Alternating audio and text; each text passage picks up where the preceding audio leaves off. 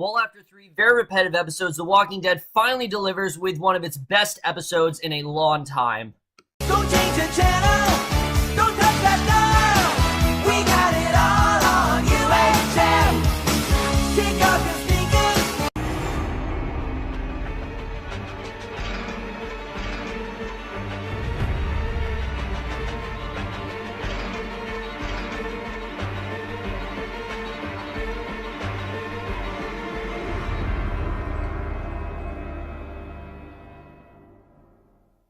Hey guys, it's Mark for The Walking Dead, Season 8, Episode 4, Some Guy, and I was really not that much looking forward to this episode. The Walking Dead for me this season just hasn't really been doing it for me. Like I said, it's basically been very repetitive. It's been a lot of action, not really a lot of character, not really a lot of interesting conflict, so needless to say, I wasn't really that excited for this episode. However, to my surprise, this not only was the best episode of the season, but for me, this is what I essentially wanted this season to be. It had the right amount of character combined with action in there. It was mainly focused on Ezekiel, and I honestly really love this episode. I thought it was very well done. I thought they told a really great story here, and it just shows how well this show does when it focuses on character. It's not completely lost with that, and I'm glad to see they can still execute that very well, but let's just get into this episode because I definitely do want to talk about it. So we start off with Ezekiel. He's preparing the morning of the pivotal battle against the Saviors, and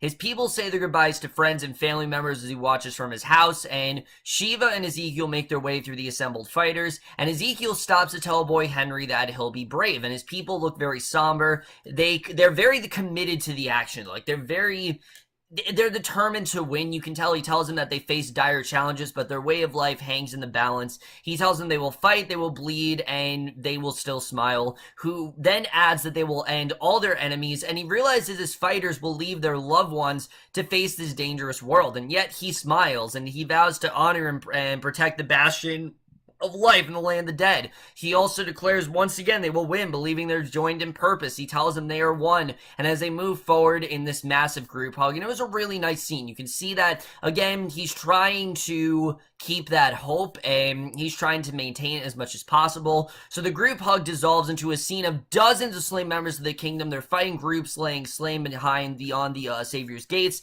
Ezekiel's alive. He crawls out from under a pile of his dead people, and it appears he's the only survivor as he's turned over body after body looking for a sign of life, and he screams in anger and sorrow. And this was such a well-done cold opening, because there's so much I love at this. As we know, Ezekiel isn't really royal. He doesn't really feel like he is king of anything. He's just had to keep up appearances. But now the fact that his people are gone, now he's really trying to figure out, what am I really in this world? What do I really have left to prove? All his people are just suddenly gone, and, basically he turns to see all his people are then rising as walkers. He crawls away from them as they each turn. He's dragging his leg while scooting through the dirt. The kingdom fighters follow all walkers at this point, and he managed to get to his feet but quickly falls down, grabs the gun, but it's empty. Fortunately, one man is still alive and is able to help Ezekiel out of the killing field, and inside the common, there's a 50 caliber machine gun that's loaded up by Saviors, and I really did love this scene overall. I thought it perfectly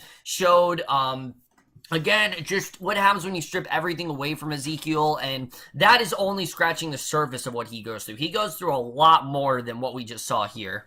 So the other character we focus a lot on here is Carol, which, a Carol-centric episode is always a great thing. Melissa McBride always delivers. She's made her way into the building. She quietly sneaks down the hall. She hides when a fighter approaches, and learning the truth about how many were killed from men shouting in the hallway. She's able to mow down the men who had no idea she was hiding in the ceiling, and she flees before she can get the machine gun as more men arrive. They begin shooting at her, and Ezekiel unfortunately hasn't seen Shiva, so he doesn't know really what's going on, and neither have the remaining fighters. And as they look at a field of walkers in front of them, a Savior kills Ezekiel's men and hauls away the king. So he leans on his cane as he walks, but the Savior's smart enough to realize that there's a blade hidden in the cane, so he takes the blade and reveals they have a big trip ahead of them since they're heading to the sanctuary, and the Saviors then move their 50 caliber to a truck as Carol watches from her hiding place, and Ezekiel makes his way across the field with the unnamed savior. He's following closely by dozens of walkers, and he falls and would rather die in the field than be taken to Nacon, mainly because that is the worst thing he could possibly do. He doesn't want to be a part of the saviors,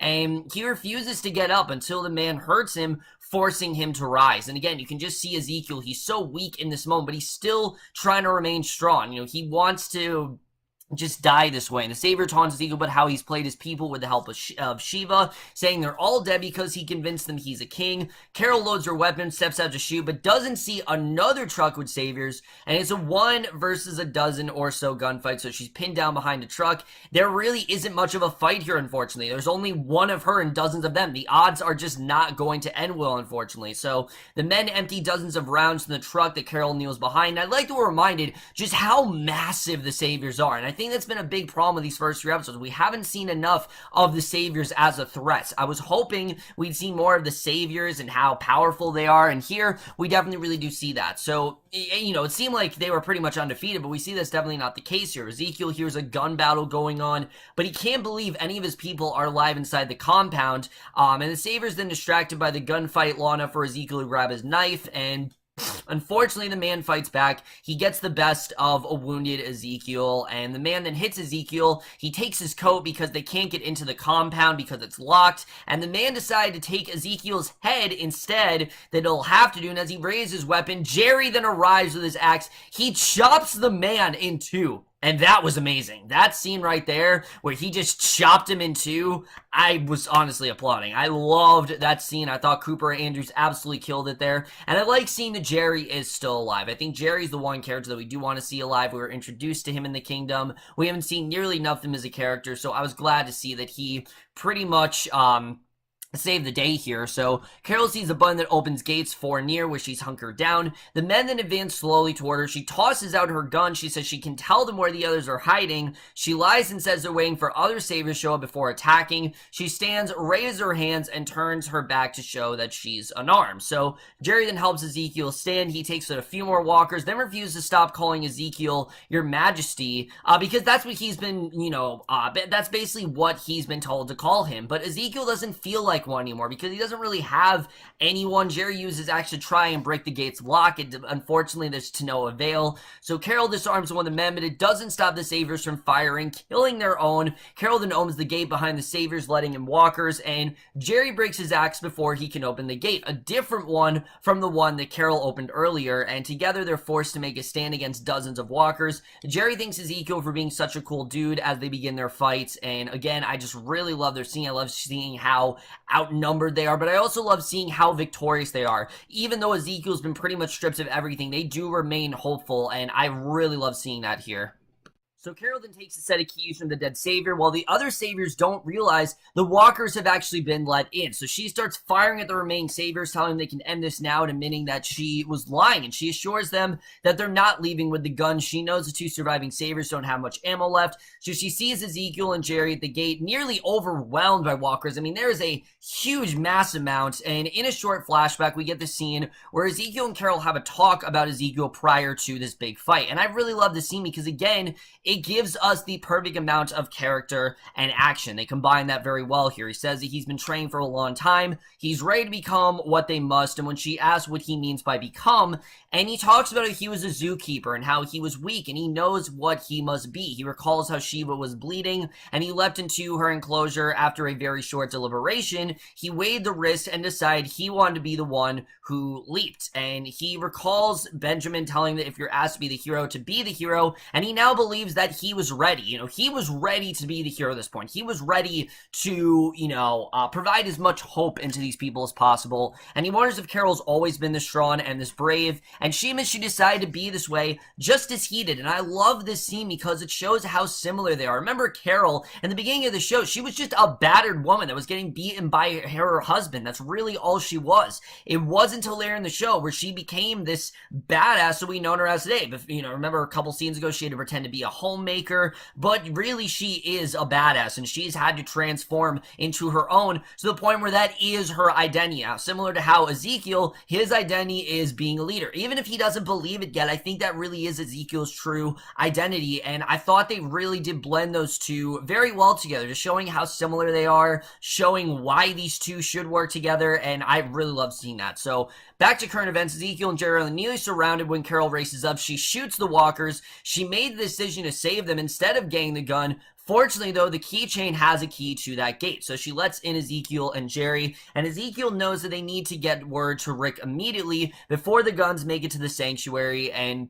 Carol then smiles, says they're not getting them to the sanctuary, so she hears Daryl's motorcycle and knows he's chasing the truck with the guns, and we get a brief scene where Rick behind Daryl, he's in a Jeep, the gun's been set up in the back of the truck, and his savior uses it to shoot Daryl. He wipes out his bike, but Rick continues his pursuit. The driver of the truck swerves when he sees walkers. They knock the savior from the gun briefly. Rick then catches up as Daryl shoots the guy mannering the gun. The spill looked nasty, but Daryl recovered pretty much incredibly quickly, so Rick jumps into the passenger seat of the truck. He stabs the driver. He tosses his body out of the truck. The truck careens over a guardrail as Daryl catches up. It lands on its side down a hill, but Rick apparently jumped out before it crashed. He tells him that they got the guns, and Daryl tells him that he looks like shit. I honestly didn't really understand what the point of the scene was. It seems like they could have waited till next week, but I get it. They wanted to get their fair share of Rick and Daryl in there. I didn't really see the point of them having it in this particular episode. It was fine. I feel like it kind of did take me out of the feel of the episode a little bit. So Carol, Jerry, and Ezekiel make their way through walkers. Ezekiel's injured. He wants to be left behind, but Carol won't leave him. She wants to make sure that he continues on, and she's almost out of ammo. They continue on. Walkers then stroll through what looks like a toxic waste stream, and it's difficult to get Ezekiel down a small embankment inside the stream, and yet they do. They make it to the other side. Ezekiel says we'll hold off the walkers. Jerry and Carol still won't leave him. They want to make sure that he survives, and he screams that he's not their king. He's not their majesty. He calls himself nothing, just some guy who found a tiger, and that really is all he is. I mean, he's not really that much of a king. He was just kind of appointed to it, and everyone thought he was a king for that reason. And basically, he's telling them, look, I'm nothing. And he says that as he says that Shiva arrives, attacks the walkers, saving Ezekiel's life. She's quickly surrounded and gives her life to save the man who saved her. So Ezekiel, Carol, and Jerry watch the walkers take down Shiva, and Shiva's dead. And I love this because it did show that, yes, it's very tragic for Ezekiel, but Shiva really was his most loyal ally, and Shiva was with him until the bitter end, and Shiva really would do anything to save Ezekiel, and I definitely really love seeing that. It showed that there definitely is a purpose there, that Ezekiel did train Shiva quite well, and they return to the kingdom. The people rush to meet them, but quickly figure out the battle was lost. No one says anything. Ezekiel limps through the small crowd he's gathered in the street, and he can't even look that boy in the eye, that one boy that he provided that speech to. He can't even look him in the eye. The kingdom is being completely decimated, and that is the way this episode ends.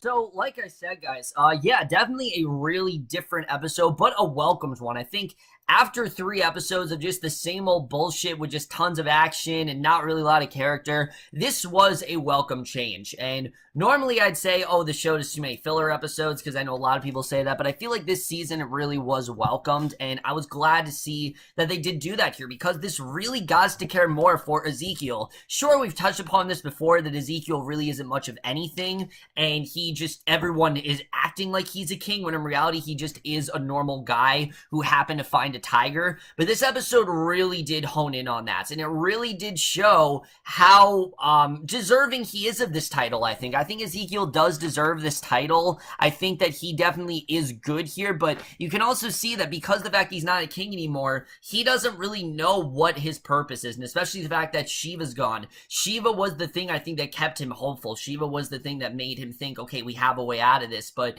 now they don't. Shiva's dead, and now the kingdom has been completely demolished. finished, so who knows really where they do go from here. And that whole scene, it's devastating. You really do feel that devastation throughout this episode, and I thought that was something that they handled very well here. I mean, the other episodes, they just haven't captured as well. This is what I wanted from when Eric died last week. I wanted to feel emotionally impacted, and I felt a lot more impacted this week when Shiva died than when, say, Eric died last week. I did think it was a very well done scene there.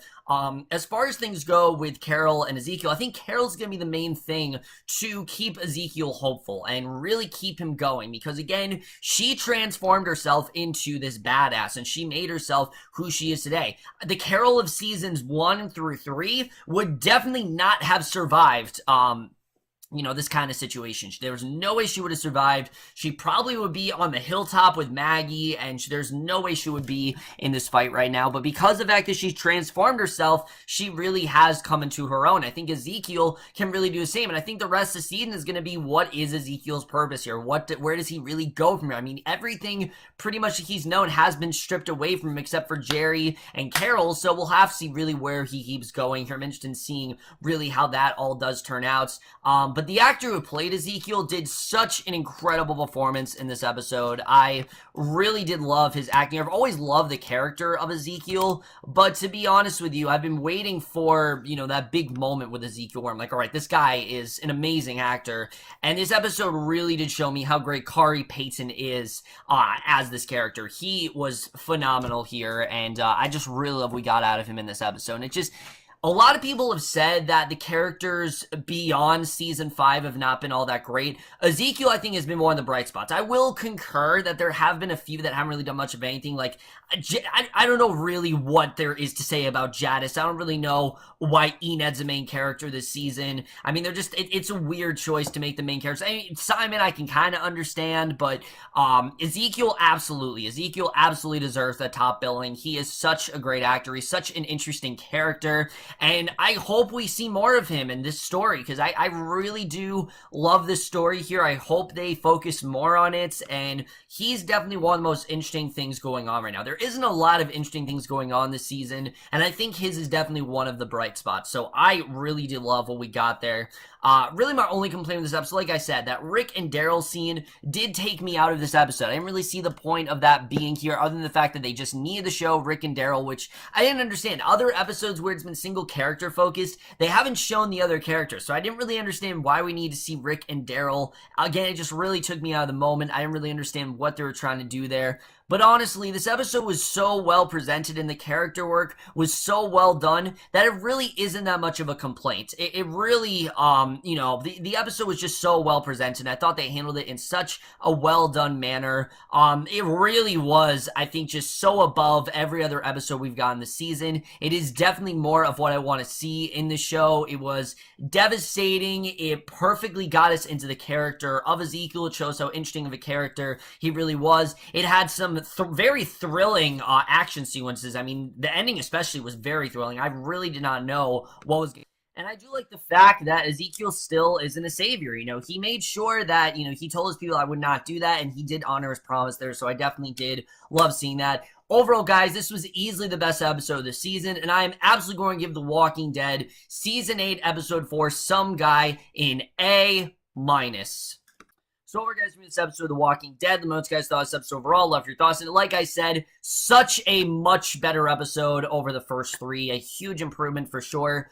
I don't know if it's going to stay this great. I'm pretty sure next week it's going to tip in quality again, because that's what The Walking Dead tends to do, but that's for this video. Hope you enjoyed. I'll see you guys in my next video, and I will see you guys for that. Okay, bye.